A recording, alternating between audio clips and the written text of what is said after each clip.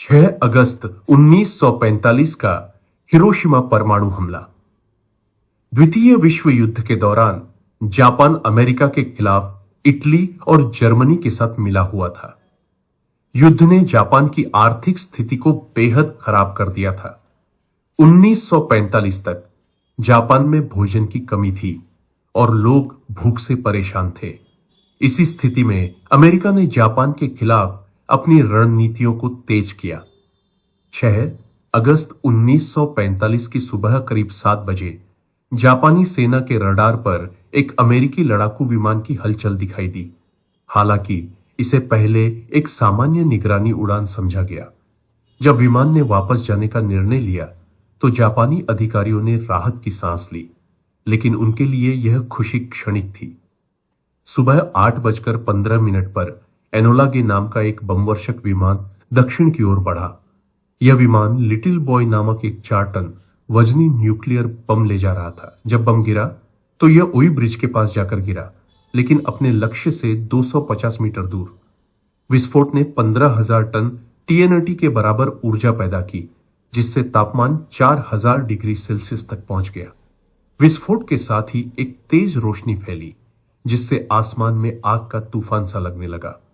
कुछ ही क्षणों में हिरोशिमा का अधिकांश हिस्सा ध्वस्त हो गया। इस भयानक घटना में लगभग 80,000 लोग तुरंत मारे गए और 60,000 से अधिक लोग बाद में प्रभावित हुए। विस्फोट के बाद कई लोग बुरी तरह जख्मी हुए और मलबे में दब गए। फूजियो नामक एक व्यक्ति ने बताया कि विस्फोट के समय वह अपनी मां के साथ था और अचानक एक भयानक धमाका हुआ। उसने अपनी मां को खो दिया और उसके शरीर के एक हिस्से को गंभीर नुकसान पहुंचा। इसी तरह कई अन्य लोगों ने भी अपनी कहानी साझा की, जिसमें उन्होंने विस्फोट के बाद की भयानक स्थिति का वर्णन किया। अमेरिकी राष्ट्रपति हैरी ट्रूमैन ने इस हमले के बाद कहा कि यह बम दुश्मन के खिलाफ एक बड़ी ताकत है। उन्होंने कहा कि अमेरिका और भी शक्तिशाली हथियार बनाने पर काम कर रहा है। यह बयान दर्शाता है कि अमेरिका को इस हमले के परिणामों की कोई चिंता नहीं थी। हिरोशिमा के बाद 9 अगस्त 1945 को नागासाकी पर भी एक परमाणु बम गिराया गया। इस बार बम का नाम फैट मैन था। यह हमला भी विनाशकारी था, जिसमें लगभग 74,000 लोग मारे गए। ये दोनों हमले द्वितीय विश्व युद्ध के अंत का कारण बने। हिरोशिमा और नागासाकी पर हुए इन हमलों ने मानवता को गहरे जख्म दिए।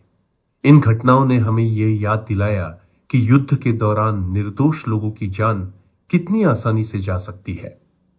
गांधी जी की बात, आंख के बदले आंख पूरी दुनिया को अंधा बना देती है, इन हमलों पर बिल्कुल सटीक बैठती है। हमें हमेशा शांति की दिशा में प्रयासरत रहना चाहिए, ताकि ऐसे विनाशकारी युद्ध फिर से न हो।